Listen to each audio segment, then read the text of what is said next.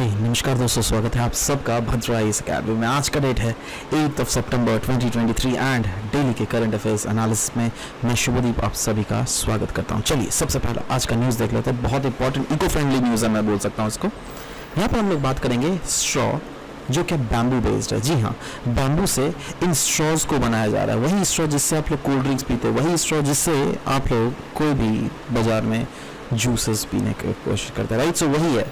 और अभी ये क्यों न्यूज़ में है, क्योंकि बॉटनिकल सर्वे ऑफ इंडिया ने एक पेटेंट को ऑब्टेन किया है इस बैम्बू बेस्ड रीयूजेबल स्ट्रॉ के लिए, राइट। और ये स्ट्रॉ कुछ बैम्बू स्पीशीज जो कि अंडमान एंड निकोबार आइलैंड्स पे पाए जाते हैं उनसे ये क्लियरली बनता है। या सो वही बोला जा रहा है दैट ये कहीं ना कहीं रिजेंबल करता है ड्रिंकिंग स्ट्रॉज को।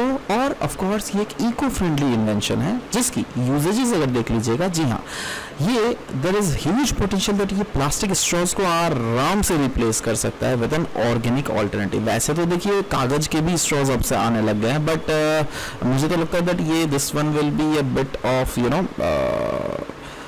थोड़ा ज़्यादा महंगा ऑल्टरनेटिव होगा, but let's see what happens, right. So या this is all about the bamboo based reusable straw. Botanical survey of India के बारे में अगर बात करें, जिन्होंने पेटेंट हासिल किया है, तो यस, इनको इस्टेब्लिश किया गया था 1890 में under ministry of environment, forest and climate change.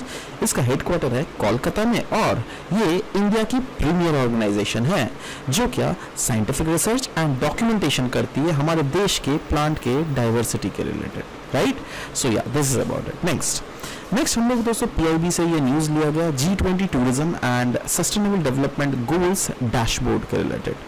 Ministry of tourism India, Indian government के अंदर पार्टनरशिप कर रही है United Nations World Tourism Organization, that is UNWTO, और इन्होंने इंट्रोड्यूस किया है ये डैशबोर्ड जिसको हम लोग कहते हैं G20 tourism and SDG dashboard. तो ये डेवलप ही किया गया इंडिया के G20 के प्रेसिडेंसी के दौरान, और ये डैशबोर्ड एम्फसाइज करती है दैट इंडिया की क्या डेडिकेशन है सस्टेनेबल टूरिज्म को लेकर। सो यह एक कॉम्प्रिहेंसिव प्लेटफॉर्म है जो क्या इनसाइट्स प्रोवाइड करती है, केस स्टडीज प्रोवाइड करती है और बेस्ट प्रैक्टिसेस देखती है फ्रॉम द G20 कंट्रीज, जिससे आराम से अचीव किया जा सके सस्टेनेबल डेवलपमेंट गोल्स को।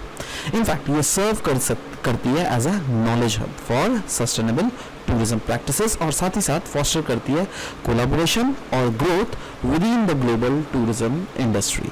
तो this is the dashboard that we are talking about, right. This is dashboard of G20 tourism and SDG dashboard, right. So आप आशा करता हूं that this is these things are somewhere और the other, that कभी भी अगर आपके पास tourism का कोई भी टॉपिक आ गया ना, तो you can at least tell that yes India की क्या डेडिकेशन है सस्टेनेबल टूरिज्म को लेकर। तो उसमें एक फोल्डर पॉइंट के तहत आप ये पॉइंट को इंक्लूड कर सकते हो। ये जो है ना, ये टेक्निकली ऑफ कोर्स आपको फोल्डर पॉइंट का भी मदद करेगा, और बाई चांस अगर ऐसा क्वेश्चन आ गया दैट इंडिया के G20 प्रेसिडेंस के दौरान इंडिया ने एक प्लेटफॉर्म खोला है for dedicated sustainable tourism, so what is that platform, right. So this platform is G20 tourism and SDG dashboard, right. So या नेक्स्ट हम लोग बात करेंगे, अगेन पीआईबी से ये न्यूज़ ली गई, यहाँ पे हम लोग बात कर रहे हैं मालवीय मिशन के बारे में। Now union ministry of education और स्किल डेवलपमेंट एंटरप्रेन्योरशिप ने लॉन्च किया है ये मिशन जिसका नाम है मालवीय मिशन। ये मिशन कौन सा है, ये देखो टीचर का ट्रेनिंग प्रोग्राम है जो कि यूनिवर्सिटी ग्रांट कमीशन UGC के अंडर होता है ना, वही है। तो ये इनिशिएटिव जो है हम बोल सकते हैं इसको tailored training program for teachers. देखो अलग अलग टीचर्स की अलग अलग कैपेसिटीज होती है, अलग अलग उनका वर्किंग डोमेन होता है, राइट। जैसे एक PT टीचर और एक सब्जेक्ट टीचर को आप you cannot compare these two, right। वैसे ही एक फिजिक्स के टीचर को आप एक इंग्लिश के टीचर से कंपेयर नहीं कर सकते हो, राइट। सो वही बोला गया, ये मालवीय मिशन जो है ना, ये अभी के टेलर्ड ट्रेनिंग प्रोग्राम रहेगा टीचर्स के लिए, जिससे ओवरऑल हमारे हायर एजुकेशन इंस्टीट्यूट्स में क्वालिटी ऑफ एजुकेशन को बहुत ही ज़्यादा इन्हांस करने की बात की जा रही है, राइट। और इसके तहत अराउंड 15 लाख टीचर्स जो कि अक्रॉस इंडिया है उनको 111 मालवीय मिशन सेंटर्स के थ्रू ये ट्रेनिंग प्रोवाइड की जाएगी, और इसको मालवीय मिशन सेंटर्स तो अभी नया नाम है ना, मालवीय मिशन आ गया तो of course Malaviya mission centres ही होगा जहाँ पे ट्रेनिंग, बट इसका पहले जो फॉर्मली इसका नाम था वो था human resource development centre, right. इसका काम क्या है, it seeks to make educators future ready. जी हाँ, इससे एडुकेटर्स को फ्यूचर रेडी बनाया जाएगा, ट्रेनिंग क्वालिटीज उनको इंप्रूव किए जाएंगी, उनकी लीडरशिप स्किल्स को इंप्रूव किए जाएंगी, और कहीं ना कहीं उनके गोल्स जो है ना उनको अलाइन किया जाएगा with the national education policy, right. Next हम लोग बात करेंगे UPI, QR code, central bank digital literacy, digital currency, inter operability के बारे में, क्योंकि बहुत सारे न्यूज में इसलिए क्योंकि बहुत सारे इंडियन बैंक्स ने इनिशिएट किया interoperability between the UPI का quick response that is QR code and central bank digital currencies. Central bank digital currencies की जहां तक बात करें, ये तो आपको पता है ना, ये एक डिजिटल फॉर्मेट है हमारे देश के फिएट करेंसी का।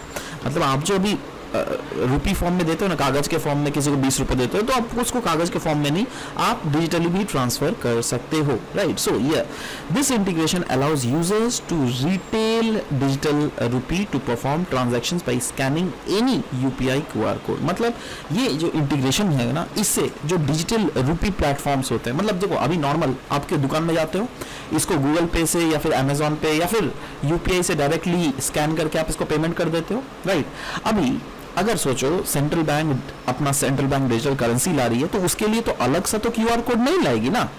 तो ये जो इंटरऑपरेबिलिटी बोल रहा है ना, इसका मतलब क्या, ये जो सेंट्रल बैंक की डिजिटल करेंसीज आने वाली है, उसको आपको कोई अलग सा क्यूआर कोड स्कैन नहीं करना पड़ेगा। आप यही वाला क्यूआर कोड अगर स्कैन कर लोगे तो भी आप उस नंबर पे उस पैसे को ट्रांसफर कर सकते हो।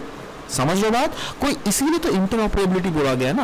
और ये मूव कहीं ना कहीं हमारे देश में जो डिजिटल रुपी का एडॉप्शन है उसको इंक्रीज और वाइड स्प्रेड, जिससे उसका यूटिलाइजेशन किया जा सके, उसी के लिए यह किया जा रहा है, ठीक है। Next guys will be talking here about battery energy storage system. माफ कीजिएगा, ये एडिट करना भूल गया कोई बात नहीं।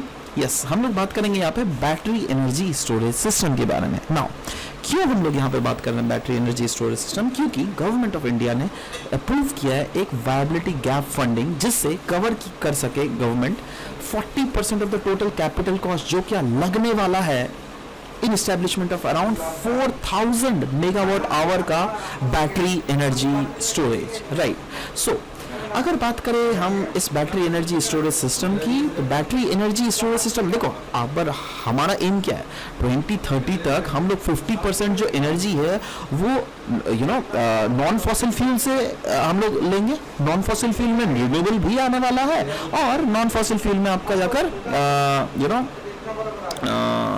न्यूक्लियर भी आने वाला है, ठीक है। सो नॉन फॉसिल फ्यूल में जब ये दोनों आने वाला है, तो क्या हमारे को अभी मेनली जरूरत क्या है, मेनली जरूरत है दैट इस एनर्जी को कैसे हम लोग टैप इन कर सके। अब देखो, आप सोचो दैट सुबह के समय हम लोग सोलर एनर्जी को एक्सट्रैक्ट करेंगे, बट क्या सुबह के समय में सारा एनर्जी को इस्तेमाल किया जा सकता है, क्योंकि आप ऑफिस में हो, मैं ऑफिस में जा रहा हूँ, राइट, बच्चे लोग स्कूल्स में जाते हैं, राइट। और तो मतलब क्या समझ लो ना मैं क्या बोलना चाह रहा हूँ, दोपहर को एनर्जी यूटिलाइजेशन तो कम है, तो अब उस एनर्जी का क्या होगा, उस एनर्जी को स्टोर तो करना पड़ेगा ना, और कहां पर स्टोरेज करेगा, वही तो है बैटरी एनर्जी स्टोरेज सिस्टम। इसीलिए तो बोला जा रहा है दैट गवर्नमेंट जो है 4000 मेगावाट का बैटरी एनर्जी स्टोरेज सिस्टम को बनाने के लिए 40% तक वायबिलिटी गैप फंडिंग सरकार देगी। मतलब ये इनिशिएटिव कहीं ना कहीं अलाइन करना पड़ रहा है विद इंडिया का रिन्यूएबल एनर्जी गोल, क्योंकि country has seen significant growth in solar as well as wind energy capacity, और ये around एनर्जी डिमांड का 25% एनर्जी डिमांड का ये होने वाला है। So yes, it is very much required that इस एनर्जी को सिर्फ पैदा ही नहीं किया जाके इसको स्टोर भी किया जा सके ड्यूरिंग द पीक आवर, जिससे हम लोग जो नॉर्मल जो पीक आवर्स नहीं रहते उसमें एटलीस्ट उस एनर्जी को कैप्चर करे और पीक आवर्स में उसको यूज भी कर सके, जिससे बाद में, राइट।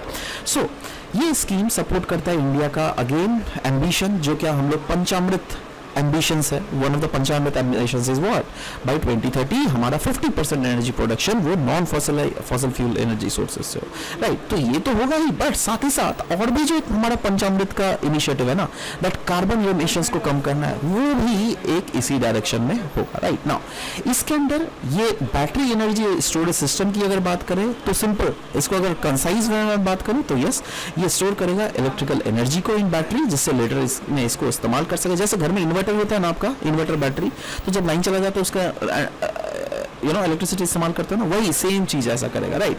पर्पस क्या है इसका? पर्पस है दैट कैसे सरप्लस इलेक्ट्रिसिटी को स्टोर कर सके जब भी अवेलेबल हो, और ऑफ कोर्स जब पावर शॉर्टेज हो, पावर आउटेज हो, उस समय इसको इस्तेमाल किया जा सके। इसके कंपोनेंट्स है, जैसे इसमें बैटरी तो लगेंगी, lithium ion lead acid battery, right. वैसे ही इन्वर्टर्स जो कि कन्वर्ट करती है डीसी टू एसी पावर्स, वो रहेंगी। बैटरी मैनेजमेंट सिस्टम जिससे मॉनिटर और मैनेज किया जा सके बैटरी के हेल्थ और बैटरी के परफॉर्मेंस को, और इसकी वाइड एप्लीकेशंस होने वाली है, जिससे फ्रीक्वेंसीज रेगुलेशंस और ग्रिड स्टेबलाइजेशंस के लिए तो काम आएगा ही, बट साथ ही साथ ऑप्टिमाइज एनर्जी कंजम्पशन के लिए भी काम आने वाला है। बैकअप पावर जो भी ये काम आएगा, क्योंकि जब